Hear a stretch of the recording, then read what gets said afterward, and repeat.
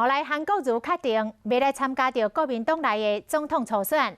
韩国瑜的夫人李嘉芬昨暝陪翁婿参加活动，嘛互媒体问到这个问题，伊是感慨万千，讲这毋是简单2、3句话就会当讲的。随后伊讲出了一段话，互真侪人意外。李嘉芬讲，背后方开枪的感觉真无爽快。这伫咧背后开枪的人到底是咧讲啥呢？李嘉芬吐一个大气，并无回答。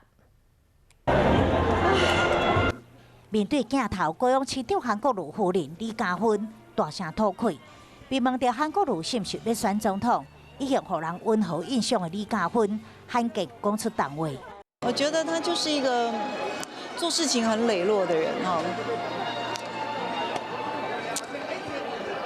觉得很感慨啊，真的很感慨啊。是觉得党中央现在对他的态度？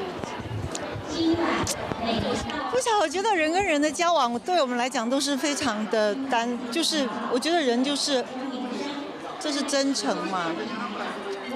哎呀，背后被开枪的感觉真的很不舒服，真的。面对问背后是去互谁开枪，李嘉芬真感叹。表情看起来是真沉重，互外界嘛留下猜想空间。这是昨李嘉芬陪同翁婿韩国瑜参加庆邀宴的场所。23韩国瑜就发表声明，是毋是要参选2020总统大位？